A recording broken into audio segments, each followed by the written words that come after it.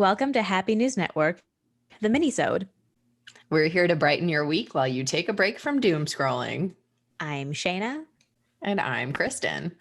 We are celebrating Happy Hour Day today. Yes, and our guest, Annie Edgerton, aka Wine Minx, is a Broadway performer who knows her beverages. She holds the WSET diploma in wines and spirits, is a certified sommelier, and a certified specialist of wine. Annie, thanks for being here today. Hi, Annie. Thanks for having me. Well, This is so exciting. Neglected to mention that we're all imbibing right now. Yes, cheers everyone cheers. to Happy Hour. I'm happy. Oh, yes. Mhm. Happy Hour is better with friends. Absolutely. Annie, can you tell us a little bit about yourself and about your Wine Minx work? Sure. Yeah. As you mentioned, I have a background as a performer. I did my first professional show at age 12, and I never looked back. I spent some time wearing some spandex on the Broadway. I did a national tour of Kinky Boots. I like these fun pop shows and everything.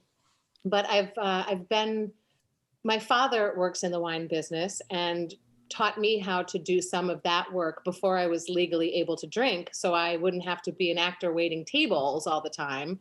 So I did some wine appraisal work with him, and slowly over time really started to fall in love with the subject matter and started my own education, my own business. So I am the Wine Minx. That kind of encompasses everything. I do work with private clients. I teach classes. I have a blog. I do videos. And my real purpose is, my favorite thing is to help people drink more wine they like more. Yes, that's a great mission. A little awkwardly worded, but it's makes sense. Well, it's a great thing to encourage people to drink what they like and to help discover more of what they like. Exactly. I think a lot of people, the most common thing I hear, one of the most common things I hear from people is like, oh, I love wine. I just don't know anything about it. Yeah. If you're thinking that, you're watching this, you're thinking that, everybody thinks that. And so my goal is to just help give you a few little building blocks so that you can expand your love of wine and figure out your preferences and then go from there in a way that's logical and not overwhelmed by, the wall of bottles in your store or a wine list. Yeah. Like Greek to me, It's all Greek to me. That's really fun. And since we're celebrating Happy Hour, for people who may not know how to pair things together at Happy Hour, what are some of your favorite Happy Hour food and drink pairings? Well, Happy Hour is, we can't do it en masse in person right now. But for me, like, my favorite Happy Hour scenario is going to, say, a Spanish restaurant and having tapas and some good wine and just an array of delicious dishes. More better if it's in Spain soon, maybe. But there's a couple pairing things that to me are basic. I didn't coin this phrase, but what grows together goes together. So if you're having Italian snacks, have an Italian wine. But also what I say is like goes with like, except when it doesn't. So in other words, if you're having a light, maybe like a little snack of a ceviche, a very light ceviche, you're not going to have a really bold red wine because it's just going to bang heads. On the other hand, if you're having like a brunch happy hour maybe, and you're having a citrus salad, you're not going to have a really citrus acidic Sauvignon Blanc because then that's too much of the same thing. So it's all about balance and experimenting. I always encourage people to experiment with food and wine happy hour pairings. Just consider the flavors, consider the body, the intensity and structure of the wine, and play around a little bit, trying to get the yin yang balance. Yeah. So not happy hour, but like, let's paint a picture. It's NFL Sunday. I definitely don't have nachos in front of me. Let's say they're like a little on the spicy side because I like spicy nachos. What kind of wines could go with spicy nachos for those of us who are maybe just thinking that beer goes with the football food? Yeah, I'm going to steal tailgating back from beer. I actually have writing a book, and there's a little bit about that. But I think for football snacks, my go-to would be kind of a spicy but lighter red wine. So I'm thinking like a nice Oregon Pinot Noir. That would be delicious because it has enough oomph in it because it's made from a red grape to stand up to the cheese and the meat. But then it has Yeah. nice, bright, fresh, clean acidity that's light that stands up to the nachos and the fact that you might want a couple glasses. So you don't want something that's like 18% alcohol. So you're like, you know, somebody's watching this going, no, tell me the one that's 18%. I'd like to be passed out by halftime. Thank you. Yeah. Every homeschooling parent, we're here for you. 18%, that would be fortified. So, but you could get a nice a Zinfandel from California that probably has like 16, 17%. Let me just take a note. Rock and roll, everybody.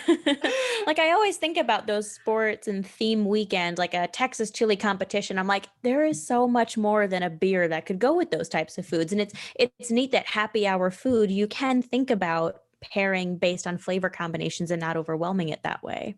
Exactly. I mean, you know, a lot of happy hour food is kind of dull, really. Like a mozzarella stick by itself without the marinara is just cheese and bread, right? Breading.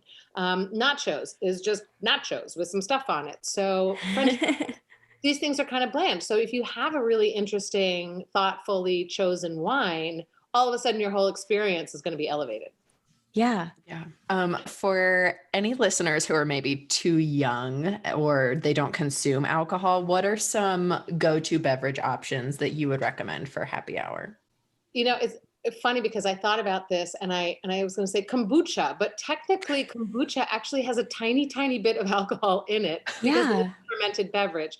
But I think it's undetectable and they just have to label it that way, you know, for like maybe religious reasons or underage. But I do love something like that, a flavorful tea, flavorful cold tea, which that is a riff on, is great. And frankly, I mean, I'm sorry, my first beverage at a bar stool was a Shirley Temple. I don't think there's anything wrong with the Shirley Temple if you have a bit of a sweet tooth. And a lot of bar programs now, if you're just an adult person going out with your friends, but you don't want to drink, they're putting as much attention into non-alcoholic cocktails as they are to ones with booze in them. And that's a really exciting trend because listen, I'm sorry, 2020, we've all consumed a bit more than we normally do. So it's nice to have the option of still being social and having something that delights the senses, but isn't necessarily just like a cranberry and soda. Cocktails are based on a balance of fruit, maybe a savory element, like a bitters, an acidity, a brightness, a bitter, like there's so many different elements to crafting a cocktail that you can do and just take away the alcohol element and still have a really exciting, enjoyable sipping experience. Yes. Yeah, it's all about the sipping experience and what that tasting is. True. That's why I love this. What I'm drinking is is so easy to drink, but every time I have a sip, I'm like, thanks. Like it's like we're having a conversation. Oh, I love that. Talking to your drink and having a conversation with it while you're being social at happy hour, and especially since many happy hours these days are virtual, you can have a conversation with what's in your glass, and when it starts answering back, that's when you stop having it. Leave meeting. Yeah. Hit mute, just end video. Yeah. So when we can go back to bars, or for those of us who are lucky to go back to bars, when a menu lists house wine, what does that mean? Oh dear. Well, when a menu lists a house wine, typically that is a entry-level generic offering. There's probably a white and a red. If it's an Italian restaurant, it's 99% of the time going to be a Pinot Grigio and like a Chianti, right? It's just something for people who don't really know what they want to drink to have a safe option. I recommend you unless it's something that you're familiar with and you love it, do not get the house wine, because you want to have, I mentioned conversation with my glass, but you want to have a conversation with your experience, with the people you're with the food you're about to have. So when you pick a house wine, sometimes that's just picking the least offensive option. Maybe the most universal. Right, exactly. There's not a lot of thought necessarily that goes into choosing that wine. On the other hand, there are some restaurants, maybe some fine restaurants. There used to be one not too far from my hometown, a French restaurant, where the chef had a champagne made with his name on it. So it's a real champagne wine from Champagne in France, speaking of bubbles, but it was champagne. And so that's a house wine that's actually super duper high quality, but he's not going to charge the same amount that like a known champagne is going to command. So in a way, that can be a deal. How does one make a champagne with their name on it? I'm just asking for like a friend. It's holiday season, right? Right. Well, there are places where you can go. Again, I don't know during COVID times, but you can go and they'll help you blend your own wines at some wineries. That's kind of a fun thing. But in Champagne, you would have to have some connection to a grower or a co-op who would be able to harvest the grapes and vinify the wine, and then Very just neat. slap your own label on it and ship it to you. Very cool. It's not, and you don't have to do it Lucille Ball style. You can just they smush and stomp and brawl for you. I tell you that I have stomped on grapes and it's real squishy. Yeah, it's kind of fun. But just briefly, the reason that people did that is because the human foot is strong enough, like the way the human body is in the foot is strong enough to squeeze the grapes without breaking open the seeds, which have undesirable like tannins and stuff in them. So that's why foot threading was really popular, because it was just the right amount of pressure to get the best desired outcome. Now with mechanical advances, they can do that without the feet, but foot threading is still practiced in Portugal. That's so cool. Oh, that's amazing. Off to Portugal. Great. Right.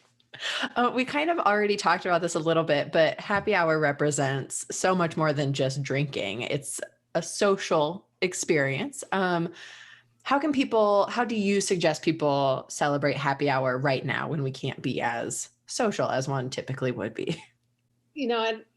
Everything I advocate right now is about balance for myself, and I encourage that with other people because, like I said, this is 2020 is causing us to drink a little more. So if I can do a happy hour, something social that doesn't involve alcohol, it's like, cool, I got a freebie today. Yeah. I like to do a socially distanced walk outside with some friends, meet up, go for a stroll, then maybe have a drink afterwards, but maybe not. But it is hard because it's hard to be in person right now. But the Zoom happy hour, I've actually found quite helpful.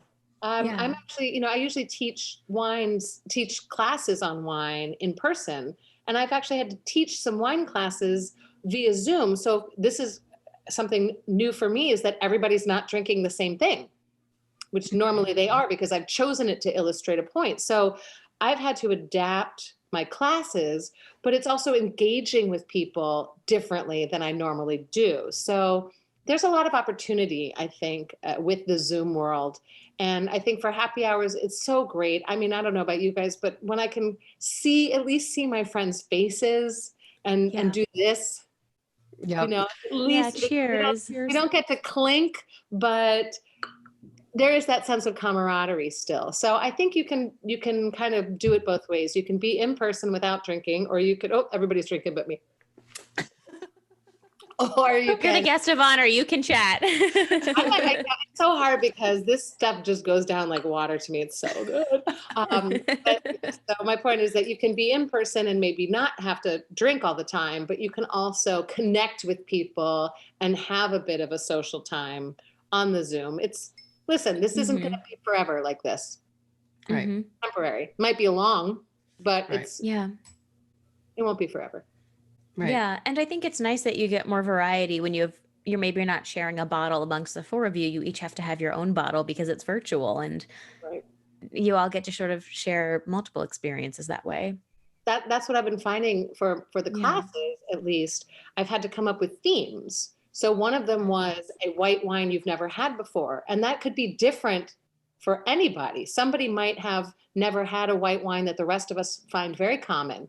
And so it was a challenge to people to go out, find something that was new to them. And then when we all got together and we could share that, that was really fascinating, even for me. And I'm the teacher, you know. Fascinating. The world of wine and overall spirits and beverages, it's a huge it can feel overwhelming, but just taking some of those basic steps of information and piecing together what appeals most to your palate or to your personality can be really helpful. Yeah, that's really the basic entry in my mind, and that's what I try to do when I have new people in my classes, is to help you pinpoint your preferences so you know what actually it is that you like or don't like in a wine, and then how to describe it to somebody else. Mm-hmm. And then take steps to go from there, because I get it. You go into that wine shop and there's that wall of bottles. And people admit to me, they secretly whisper, I bought this because of the label. And I go, there's nothing wrong with that. They spent a lot of money to make that label look like that, so you would buy it because of the label. Yeah. Yeah. They're Guilty. smart. And yeah, there's nothing wrong with you. So my thing is then like, we'll at least be able to ask somebody at the store or at the restaurant, I've had this, what do you recommend that's similar? I don't like this, just to help guide you on that path a little more. And then you can pick one of those labels that you like better and see. Yeah. Do you find that with some people, their personality goes with the wines they tend to like or dislike? Or is it more of, oh, Well, that's a really, really great yeah. question. I've never actually been asked that before. Wow, maybe. I think if someone is adventurous in other aspects of their life, they'll probably be adventurous with wine, trying Mhm. new things.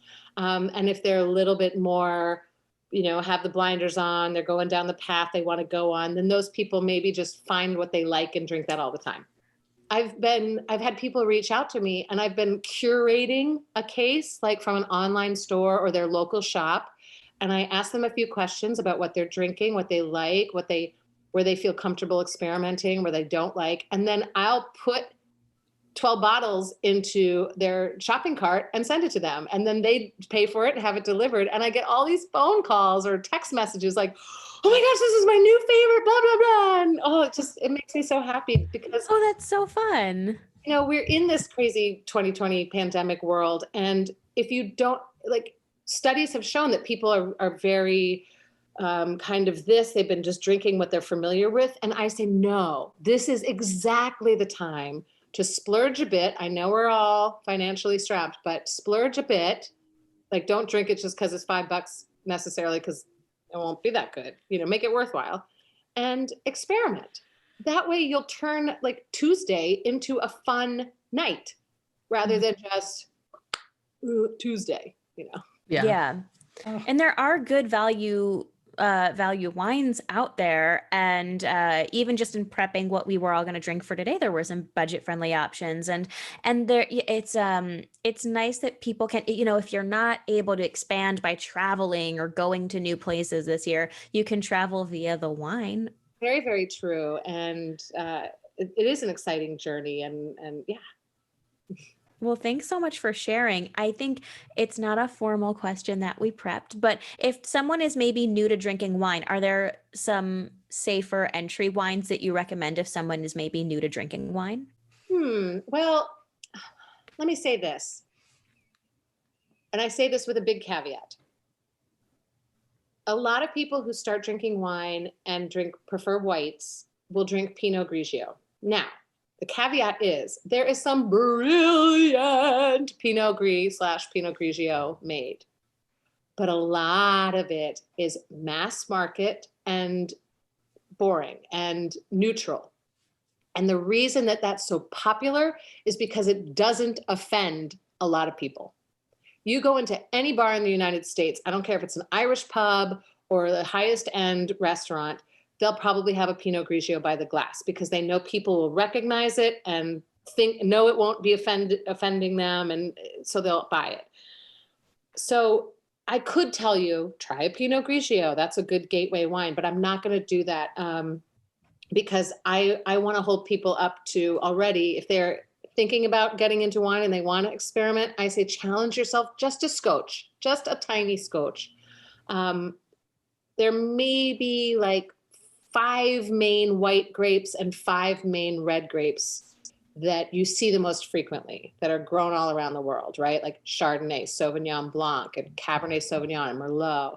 I almost want to say like DM me and ask, like I'll have a conversation with any of your viewers over DMs about like, I'll point them in the direction of what to try because it is different for everybody. One of my tricks is to find out what cocktail you like. If you like a gin and tonic, I would probably point you to a Sauvignon Blanc, right? Limey citrus fruit, high acid tartness. If you like a dark and stormy, I might put you into like a really nice Argentine Malbec, something voluptuous and rich and a little more intense. And so there's ways of giving people options for gateway things, but it's a hard question to answer because it's going to be slightly different for everybody. It does vary a little bit person to person. Yeah. Oh my gosh. Well, Annie, the Wine Minx herself, thank you so much for being here today. Oh, thank you for having me. I mean, I will never shut up about talking about wine. So I'm sorry if I talk too much, but no, there's a lot of good takeaways. I'm so thrilled that I encouraged a little, day drinking to kick the weekend off. Of course, Love it. Of course. From all of us here at Happy News Network, I'm Kristin. And I'm Shayna. Have a happy day.